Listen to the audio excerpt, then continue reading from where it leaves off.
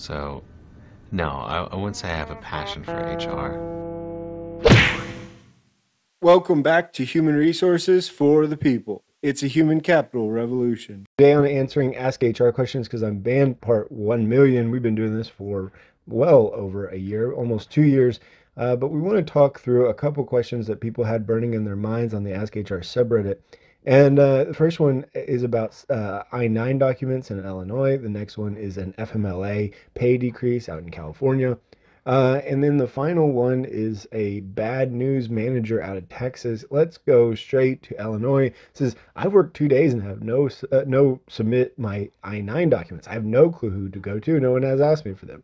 This location only has 30 or 40 employees, only engineers, no HR or IT on site. They don't have a laptop. They're not sure if they're even in the system. Well, first guy in a long time. No one's reached out to him at all, and his manager's on vacation. I just wonder if this is not a scam. I feel like he's like George Costanzaing it at this point. Although I don't know, he says on day one he emailed HR and asking them, what do I do? Who do I go to? And there was crickets. And there's a very good chance that if they haven't been appropriately, coached by HR, they don't even know that they're supposed to be doing an I-9. So for those uninitiated, and an I-9 is typically is the documentation that supports that you can work legally in this country, in the United States. And typically what happens is people say show two forms of ID. That's not actually accurate, not worth talking about today. But this person asks if they're going to be at risk if this goes past day 3. No, you're not going to be at risk at all. There's no threat from someone or there's no threat for you for someone who doesn't get their I-9 done. The issue is for the company, because the company will have significant amount of problems if you aren't signed off on I-9. And that comes in the form of fines and all sorts of things like that. But you don't have to worry about this. Employees don't have to worry about whether or not their I-9s are done. It's the company that its fault lays on.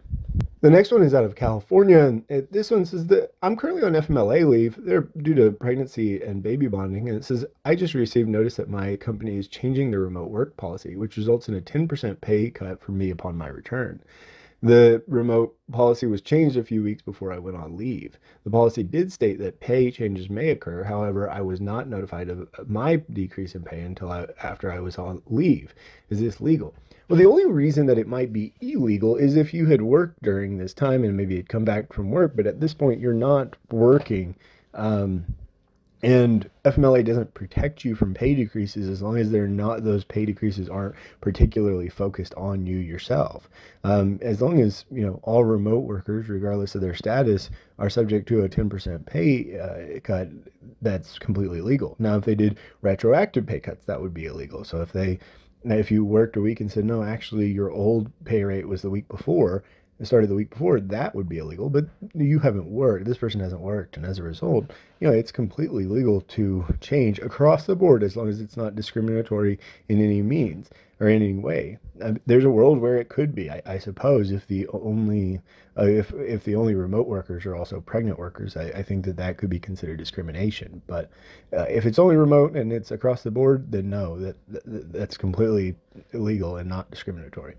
The last one is out of Texas. It says, my manager wants to call me, but I'm adamant on him emailing the bad news. They have an issue that got them suspended, and they knew the outcome would be termination. And the manager keep changing the dates on when they would have a resolution, which probably means that it's not necessarily termination, for one. Today the manager wants to call them, but they want to communicate via email so they can have a paper trail. There's no point in paper trailing this, but sounds like. But he's insistent that this is a person or phone call type of matter. I want to record the phone call, but any reason why he would rather call me versus emailing me?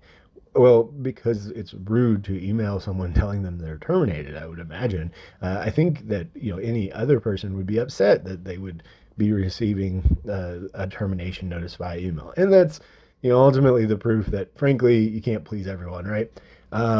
You can record it if you like. Texas is a one-party consent state, so go for it.